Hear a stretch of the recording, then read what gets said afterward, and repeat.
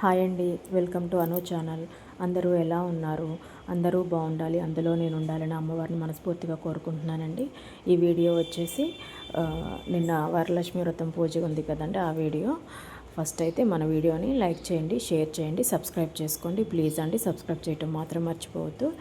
ఇక్కడైతే నేను ఫస్ట్ శ్రావణ శుక్రవారమే కలశం పెట్టుకొని సపరేట్గా అమ్మవారిని పెట్టుకొని మంచిగా పూజ చేసుకున్నానండి. అన్ని రకాల నైవేద్యాలు పెట్టుకొని ఆ వీడియో నేను షార్ట్ వీడియో అలాగే లాంగ్ వీడియో రెండు పోస్ట్ చేశాను, చూడండి నా ఛానల్లో ఉంటాయి.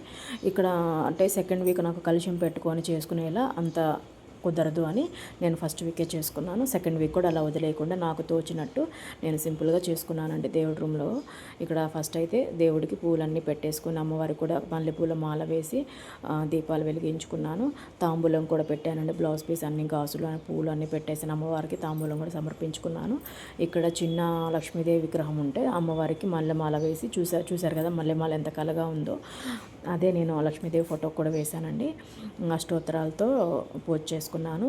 వెండి తామర పూలు గోల్డ్ కోటింగ్లో ఉంటే వాటితోటి నేను అమ్మవారికి పూజ చేసుకున్నాను. అష్టోత్తరాలు చదవటం రాని వాళ్ళు ఓం శ్రీమాత్రి నమః అని కూడా చదువుకోవచ్చు.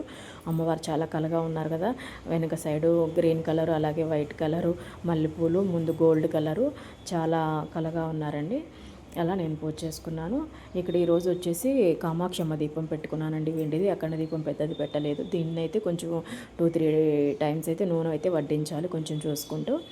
ఇక్కడ నెక్స్ట్ వచ్చేసి మీరు గమనించారా, పైనుంచి ఒక రెడ్ కలర్ రోజా పువ్వు పడింది. అలా పడితే మన దేవుడు మన పూజను స్వీకరించాడు. మనకు ఏదైనా కోరికుంటే ఆ రోజు పూజ చేసేటప్పుడు ఆ కోరికని తీరుతుంది అని మనకి సంకేతం ఇచ్చినట్టని.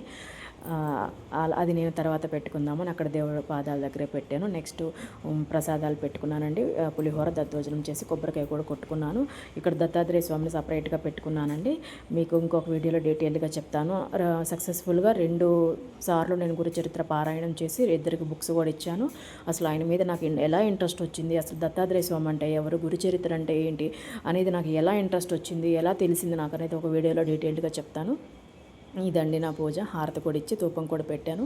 ఇక్కడ గంట నుంచో పెట్టకూడదంట, పడుకోబెట్టాలంట. మొన్న పూజకి తాంబూలానికి ఒక అక్క వస్తే అక్క చెప్పారు, అందుకని నేను ఇవాళ గుర్తొచ్చి అలా పెట్టాను.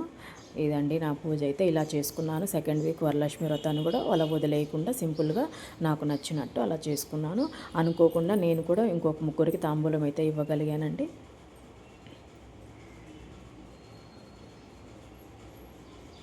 ఇక్కడ రీసెంట్గా నాగేంద్ర స్వామి ఫోటో కూడా పెట్టుకున్నాను. వీడియో నచ్చితే లైక్ చేయండి, షేర్ చేయండి, సబ్స్క్రైబ్ చేయండి. Thank you for watching.